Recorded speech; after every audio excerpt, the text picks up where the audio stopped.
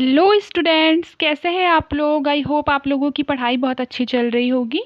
आज हम MCQ solve करने वाले हैं जो कि यूपी पीसीएस के एग्ज़ाम के दृष्टिकोण से क्या है, बहुत ज़्यादा इम्पॉर्टेंट है। तो चलिए आइए शुरू करते हैं। जिसमें आपको आपके स्क्रीन पर पहला क्वेश्चन दिखाई दे रहा होगा। हमने कल 30 तक सॉल्व किया था, आज हम 31 से पढ़ने वाले हैं। जिसमें पहला क्वेश्चन है, राष्ट्रीय उद्यान के प्रतिबंधित गतिविधियों के संदर्भ में निम्नलिखित कथनों पर विचार कीजिए। जिसमें से पहला है वनस्पतियों का विनाश एवं संग्रहण, दूसरा है जीव जंतुओं पर कब्जा करना, तीसरा है हथियारों का प्रयोग और चौथा है किसी भी पशुधन को क्या करना, चराना। तो इसमें लिखा है कि उपर्युक्त में से कौन सी ऐसी गतिविधि है जो नहीं की जा सकती है राष्ट्रीय उद्यान में। तो बताइए कौन सा होगा। बिल्कुल, इसमें सभी प्रतिबंधित है। ये भी, ये भी, ये भी और ये भी, मतलब इसका आंसर जो है वो ऑप्शन नंबर डी है। आगे बढ़ते हैं।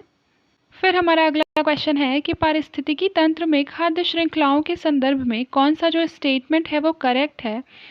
तो इसका करेक्ट आंसर हमारा हो जाएगा ऑप्शन नंबर बी कि खाद्य श्रृंखला उस क्रम का निर्देशन करती है जिससे जीवों की जो एक श्रृंखला है वो एक दूसरे के आहार द्वारा क्या होती है, पोषित होती है। ठीक है, तो ये बिल्कुल करेक्ट आंसर होगा। फिर अगला क्वेश्चन है, झील पारितंत्र के संदर्भ में निम्नलिखित युग्मों पर विचार कीजिए। जिसमें पहला है वेलांचली मंडल, जिसे कि सतह वाला या ऊपरी क्षेत्र, उच्च जैव विविधता, प्रकाश व ऑक्सीजन भरपूर उपलब्धता। वेलांचली क्षेत्र कैसा क्षेत्र होता है, जहाँ सतह वाला ऊपरी क्षेत्र होता है जो उच्च जैव विविधता एवं प्रकाश ऑक्सीजन भरपूर उपलब्धता। फिर दिया हुआ है लिम्नेटिक मंडल, लिम्नेटिक मंडल में दिया हुआ है गर्म एवं प्रकाश की उपलब्धता। फिर है प्रोफंडल मंडल, जिसमें प्रकाश एवं ऑक्सीजन की कमी एवं पौधों का अभाव होता है। तो ये तीनों ही स्टेटमेंट क्या है, बिल्कुल सही है, बिल्कुल सही सुमेलित है। फिर आगे बढ़ते हैं। भारत में आर्द्र भूमियों के संदर्भ में निम्नलिखित कथनों पर कौन सा जो है, मतलब कथन जो है वो सही है, विचार करना है। ठीक है, सॉरी यहाँ पूछ रहा है सही नहीं है। तो पहले स्टेटमेंट देखते हैं। भारत में तटीय आर्द्र भूमि का कुल भौगोलिक क्षेत्र जो है आंतरिक आर्द्र भूमि के कुल भौगोलिक क्षेत्र से अधिक है। फिर दिया है तसोमुरीरी झील एवं तसोकर आर्द्र भूमियां अरुणाचल प्रदेश की क्या है, प्रमुख आर्द्र भूमियां हैं। तो इसका जो करेक्ट आंसर हो जाएगा वो हमारा होगा ऑप्शन नंबर सी, क्योंकि दोनों ही सही नहीं है। पहले देखते हैं कि फर्स्ट वाला जो है वो क्यों हम लोगों का सही नहीं है। तो चलिए उस पर विचार करते हैं। लिखा है भारत में तटीय आर्द्र भूमि का कुल भौगोलिक क्षेत्र आंतरिक आर्द्र भूमि के कुल भौगोलिक क्षेत्र से अधिक है। तो ये बिल्कुल गलत है, क्योंकि हमें पता होना चाहिए कि कुल भौगोलिक क्षेत्र जो है वो तटीय आर्द्र भूमि के भौगोलिक क्षेत्र से क्या है, ज़्यादा है। आंतरिक आर्द्र भूमि का, आंतरिक आर्द्र भूमि का क्षेत्र जो है वो ज़्यादा है, तटीय आर्द्र भूमि का कम है, आंतरिक आर्द्र भूमि का ज़्यादा है। तो ये ऐसे भी रॉन्ग हो गया। फिर है तसोमुरीरी झील और तसोकर आर्द्र भूमियाँ जो है वो हम लोगों का कहाँ पे है, बिल्कुल सही, लद्दाख में है, ना कि अरुणाचल प्रदेश में। कहाँ है, लद्दाख में है, लद्दाख में है। ठीक है, आई होप आपको समझ में आया होगा। फिर हमारा अगला क्वेश्चन है कि होप स्पॉट के संदर्भ में निम्नलिखित कथनों पर विचार करना। होप स्पॉट, तो सबसे पहले दो स्टेटमेंट दिए हुए हैं, आइए दोनों को पढ़ते हैं। होप स्पॉट वह क्षेत्र है जहां किसी मरुस्थल में जल के स्रोत एवं हरियाली या वनस्पतियां मौजूद हो। फिर सेकंड स्टेटमेंट है कि होप स्पॉट की जो अवधारणा है उसका प्रतिपादन जो है मिशन ब्लू के तहत IUCN के साथ मिलकर किया गया है। और इसमें पूछ रहा है कि कौन सा जो स्टेटमेंट है वो सही नहीं है। तो हमारा जो पहला स्टेटमेंट है वो सही नहीं है, सेकंड स्टेटमेंट जो है हमारा बिल्कुल सही है। पहला क्यों गलत हुआ, तो बेसिकली होप स्पॉट जो होता है वो किसी मरुस्थल का क्षेत्र नहीं होता है। होप स्पॉट जो हमारा होता है वो किसी सागर का क्षेत्र होता है। किसका क्षेत्र होता है, सागर का क्षेत्र होता है, सागर का क्षेत्र वह क्षेत्र होता है जहाँ की महत्वपूर्ण समुद्री वनस्पति एवं जीवों हेतु पानी के नीचे इनकी विशेष सुरक्षा की क्या होती है, आवश्यकता होती है। इसे ही होप स्पॉट कहते हैं। ठीक है, और याद रखिएगा कि जो इसकी अवधारणा है उसकी जो प्रतिपादन है वो 2009 में मिशन ब्लू के तहत प्रसिद्ध अमेरिकी समुद्री वैज्ञानिक डॉक्टर सल्विया अर्ल प्राकृतिक संरक्षण के लिए अंतर्राष्ट्रीय संरक्षण संघ मतलब IUCN के साथ मिलकर इन्होंने किया था। आई होप आपको समझ में आया होगा। फिर आगे बढ़ते हैं। फिर अगला क्वेश्चन है मैच द कॉलम, जिसमें 2 सूची दिए हुए हैं। एक साइड पे उसके बहुत सारे इंपॉर्टेंट डेज दिए हुए हैं और दूसरे पे कौन से डे को सेलिब्रेट किया जाता है। तो सबसे पहले विश्व वन्य जीव दिवस। वन्य जीव दिवस जो मनाया जाता है हमारा, वो 3 मार्च को मनाया जाता है। फिर है विश्व वानिकी दिवस। वानिकी दिवस हमारा जो है 21 मार्च को मनाया जाता है। विश्व जल संरक्षण 22 मार्च को मनाया जाता है। विश्व मौसम विज्ञान दिवस जो होता है 23 मार्च को मनाया जाता है। तो इसका करेक्ट आंसर हो जाएगा ऑप्शन नंबर डी। ठीक है, आप एक बार मैच करके देख लीजिएगा। और इस तरह के जो डेट होते हैं वो यूपीपीसीएस में बहुत ज़्यादा पूछे जाते हैं। फिर हमारा जो अगला क्वेश्चन है कि पक्षियों के स्वर्ग के नाम से प्रसिद्ध राष्ट्रीय उद्यान क्या है। तो पक्षियों के स्वर्ग के नाम से हमारा है केवलादेव। केवलादेव जो है वो पक्षियों के स्वर्ग के नाम से जाना जाता है। केवलादेव आपको पता होगा कहाँ है, बिल्कुल सही, राजस्थान में है, याद रखिएगा, राजस्थान में। फिर वन से संबंधित अधिनियम को कालानुक्रमानुसार क्या करना है, व्यवस्थित करना है। भारतीय वन अधिनियम दिया हुआ है, फिर भारतीय संरक्षण अधिनियम, पर्यावरण संरक्षण अधिनियम, वन्य जीव संरक्षण अधिनियम। तो सबसे पहले ये देखते हैं भारतीय वन अधिनियम, ये हमारा हुआ था 1927 में। फिर वन संरक्षण अधिनियम, वन संरक्षण हमारा हुआ था 1980 में, बहुत बार हमने पढ़ा है।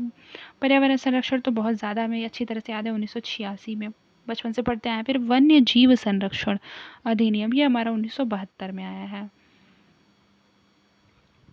ठीक है, इस हिसाब से आप देख सकते हैं कालानुक्रम अगर बोल रहा है तो सबसे पहले हमारा 1 होगा, फिर हमारा 4 होगा, 1 फिर 4, फिर उसके बाद हमारा हो जाएगा 2, 2 के बाद हमारा हो जाएगा 3। ठीक है, एक बार ऑप्शंस देख लेते हैं। तो इसका ऑप्शन नंबर सी जो है वो करेक्ट आंसर हो जाएगा। क्या, ऑप्शन नंबर सी। फिर हमारा नेक्स्ट भी यही है, मैच द कॉलम। आइए इस क्वेश्चन को देखते हैं। मैच द कॉलम में एक तरफ पर हमारे संस्थान दिया हुआ है, दूसरे तरफ पे उसके स्थान दिए हुए हैं। तो पर्यावरण शिक्षा केंद्र, पर्यावरण शिक्षा केंद्र जो है वो हमारा नई दिल्ली में नहीं है, बल्कि कहाँ है, अहमदाबाद में है। कहाँ है, अहमदाबाद में। फिर भारतीय वन प्रबंधन संस्थान, ये हमारा भोपाल में है। कहाँ, भोपाल। फिर हमारा है राष्ट्रीय पादप अनुवांशिक संसाधन ब्यूरो, ये हमारा है नई दिल्ली में, न्यू दिल्ली। ठीक है, न्यू दिल्ली। फिर institute of forest genetics and tree breeding, ये हमारा कोयम्बटूर में है, ये हमारा सही है। मतलब कितने युग्म सुमेलित है, तो ओनली 4। ठीक है, आई होप आपको क्लियर हुआ होगा। फिर दिया हुआ है भारतीय वनस्पति सर्वेक्षण की स्थापना कब हुई थी। तो ये 1890 में हुई थी, ये बहुत अच्छे से याद रखिएगा। मेरे साथ एक बार फिर से बोलिए, भारतीय वनस्पति सर्वेक्षण की जो स्थापना है वो 1890 में हुई थी। कब हुई थी, एक बार फिर से बोलिए, 1890 में हुई थी। फिर अगला क्वेश्चन है प्रमुख प्रजातियां जिसे कि फ्लैगशिप स्पीसीज़ के नाम से जानते हैं, उन पर विचार करना और कौन से स्टेटमेंट जो है वो करेक्ट दिए हुए हैं, ये हमें बताना है। तो सबसे पहले देखते हैं कि फ्लैगशिप प्रजातियां जो है वो आमतौर पर अपेक्षाकृत बड़ी होती हैं। और प्रमुख प्रजाति एक ऐसी प्रजाति है जिसे किसी भी परिभाषित आवास, मुद्दे, अभियान या पर्यावरणीय कारण के लिए एक आइकन या प्रतीक के रूप में कार्य करने के लिए क्या किया जाता है, चुना जाता है। और इसमें कौन से सही है, तो ये दोनों ही बिल्कुल सही है। मतलब ऑप्शन नंबर सी जो है वो हमारा करेक्ट आंसर हो जाएगा। फिर हमारा स्थानिकता के संदर्भ में बोल रहा है असत्य कथन कौन सा है। तो सबसे पहले स्टेटमेंट पढ़ते हैं। स्थानिकता किसी भी प्रजाति की पारिस्थितिकी स्थिति है जो कि एक परिभाषित भौगोलिक स्थान के लिए अद्वितीय होती है। तो ये तो सही लग रहा है, उसमें असत्य कथन पूछा है। फिर है जो जीव के किसी भी स्थान के मूल निवासी है, यदि वे अन्यत्र भी पाए जाते हैं तो वहाँ के लिए स्थानिक ही माने जाते हैं, ये गलत है। लाल चंदन प्रायद्वीपीय भारत के लिए स्थानिक है, बिल्कुल सही है। ये तो हमने पुष्पा मूवी भी तो देखा है। फिर है स्थानिक प्रजातियां जैविक विविधता एवं जैव विविधता के संरक्षण पर क्या करती है, ध्यान केंद्रित करती है, ये भी सही है। मतलब इसका करेक्ट आंसर हमारा गलत पूछा है, तो ऑप्शन नंबर बी जो हो जाएगा ये सही हो जाएगा। फिर हम देखते हैं कि जैव विविधता की डिग्री निर्धारित करने वाले कारक की पहचान कीजिए एवं कूट की सहायता से क्या करना है, सही उत्तर हमें पहचानना है। तो इसमें बोल रहा है जैव विविधता की डिग्री निर्धारित करने वाले आवास, भौगोलिक अलगाव, पारिस्थितिकी नीचे की उपलब्धता, भूवैज्ञानिक इतिहास। तो इसका करेक्ट आंसर हो जाएगा हमारा ऑप्शन नंबर डी, क्योंकि सारे ही तत्व क्या होते हैं, शामिल होते हैं, ऑल।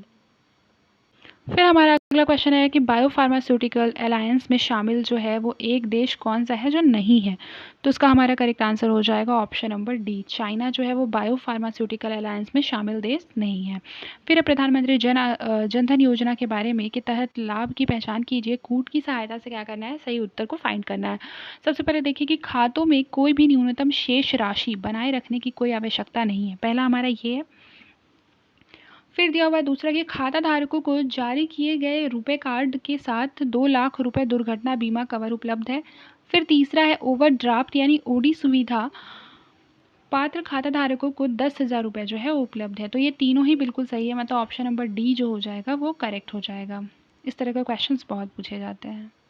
अब हम अगला क्वेश्चन देखते हैं, इसमें भी मैच द कॉलम है। तो सबसे पहले देखते हैं कि वैश्विक भूख सूचकांक किसके द्वारा जारी किया जाता है, बताइए।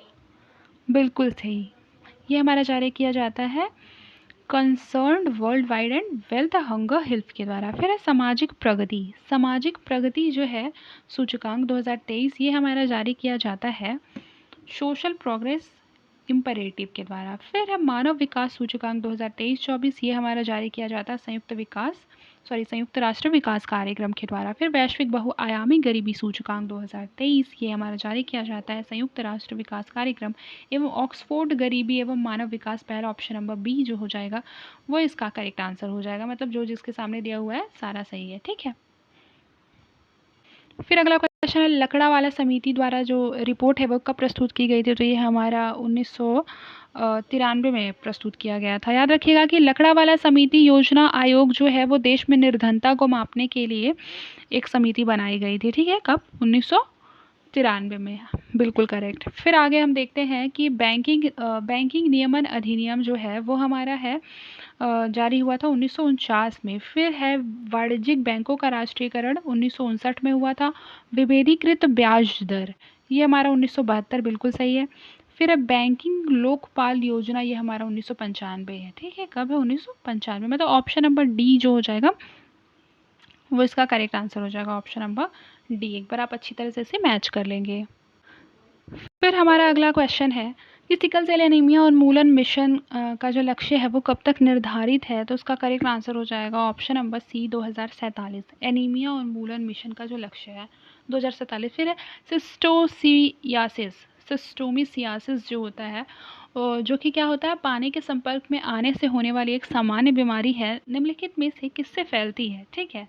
तो ये हमारा फैलती है सिस्टोमोसा से। बेसिकली जो इसका नाम दिया है सिस्टोमियासिस, उससे हम सिस्टोमोसा इजीली इसे क्या कर सकते हैं, गैस कर सकते हैं, तो हम इसे लगा देंगे। इस तरह के जो छोटे मोटे बीमारी होते हैं उस पर बहुत सारे क्वेश्चंस बनाए जाते हैं इस तरह के एग्जाम में। फिर है सतत विकास के मूलभूत विचार के संदर्भ में सत्य कथन की क्या करनी है, पहचान करनी है। अब देखिए इसमें सतत विकास के मूलभूत विचार की पहचान करनी है और बताना है कौन सा सही है। तो इस तरह के क्वेश्चन मैंने आपको क्या बताया था कि मैक्सिमम टाइम जो होता है वो ऑल ही सही होता है, ठीक है, क्योंकि बहुत सारे ऐसे कारक होते हैं जिनके बारे में हम नहीं जानते। अगर जैसे अंतर्निर्भरता मान लीजिए नहीं है, लेकिन हमें कैसे पता होगा, हो भी तो सकता है। इस तरह से मे बी की सिचुएशन में जनरली ये क्वेश्चन तो करेक्ट ही होता है। आई होप आपको क्लियर हुआ होगा। फिर हमारा अब अगला क्वेश्चन है कि नीचे दो कथन दिए हुए हैं ए और फिर उसके रीज़न है, जैसे कि एक में कथन है दूसरे में रीज़न। फिर है सतत विकास मानव समाज कल्याण हेतु महत्वपूर्ण है, ये कह रहा है कथन।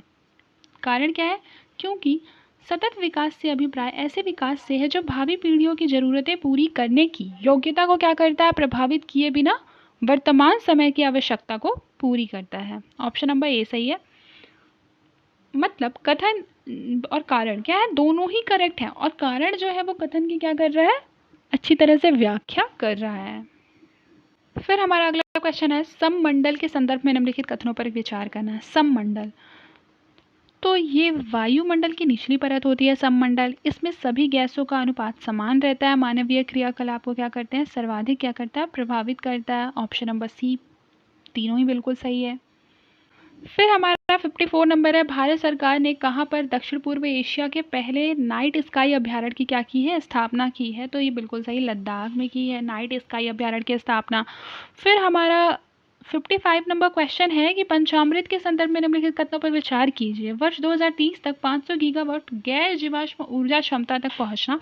फिर वर्ष 2030 तक अर्थव्यवस्था की कार्बन तीव्रता में 45% की क्या करना, कमी करना। और बोल रहा है दोनों में से कौन सा जो स्टेटमेंट है वो करेक्ट है। तो एक बार सबसे पहले ऑप्शंस पर नज़र डालते हैं। तो इसका करेक्ट आंसर हो जाएगा ऑप्शन नंबर सी, क्योंकि ये दोनों ही हमारा जो है वो बिल्कुल करेक्ट आंसर है। इस तरह की ये डेटा तो बिल्कुल याद रखना है, क्योंकि बहुत सारे आंसर राइटिंग में भी क्या होता है, हमें ये डेटा को कोट करना रहता है और ये तो याद ही होना चाहिए। फिर अगला क्वेश्चन है, India state of forest report 2021 के अनुसार निम्नलिखित में से किस राज्य ने पिछले 2 वर्षों में वन क्षेत्र में क्या की है, अधिकतम वृद्धि दर्ज की है। तो इसका करेक्ट आंसर हो जाएगा आंध्र प्रदेश ने। फिर अगला क्वेश्चन है, निर्धनता को एक सामाजिक समस्या क्या माना जाता है। फिर जो कि लंदन में निर्धनता पर किए गए एक शोध सर्वेक्षण का क्या है, परिणाम है। इस शोध के जो शोधार्थी हैं वो कौन थे, तो ये थे Charles Booth, option number B. फिर निम्नलिखित समाजशास्त्रियों में से किसने ग्राम्य नगरीकरण के विचार को क्या किया है, विस्तार से बताया है। तो उसका करेक्ट आंसर हो जाएगा जीएस घूरिये। पूंजी निर्माण के संदर्भ में कौन सा जो स्टेटमेंट है करेक्ट है। पहला, पूंजी निर्माण की जो प्रक्रिया है बचतों और वित्तीय संस्थानों की प्रभाविता पर निर्भर करती है। फिर है, निवेश पूंजी निर्माण के लिए एक अनिवार्य कारक है। नीचे दिए गए कूट से क्या करना है, सही उत्तर चुनना है। तो ये बिल्कुल करेक्ट आंसर हो जाएगा ऑप्शन नंबर सी, क्योंकि हमारा दोनों ही जो स्टेटमेंट है वो करेक्ट है। फिर हमारा अगला क्वेश्चन है, निम्नलिखित में से किसको नगरीकरण वक्र में क्या है, त्वरित अवस्था कहा जाता है। तो उसका करेक्ट आंसर हो जाएगा द्वितीय अवस्था को क्या कहा जाता है, त्वरित अवस्था कहा जाता है। क्योंकि पहली अवस्था जो है जाहिर सी बात है वो धीरे धीरे होगी, फिर अगर वो दूसरी अवस्था है तो वो थोड़ा और तेज होगी, चाहे वो किसी भी तरह की अवस्थाएं हों। निम्नलिखित में से किस संगठन द्वारा वर्ल्ड पॉपुलेशन रिपोर्ट 2021 जारी की गई है। तो इसका करेक्ट आंसर हो जाएगा संयुक्त राष्ट्र जनसंख्या कोष, ऑप्शन नंबर बी बिल्कुल सही है।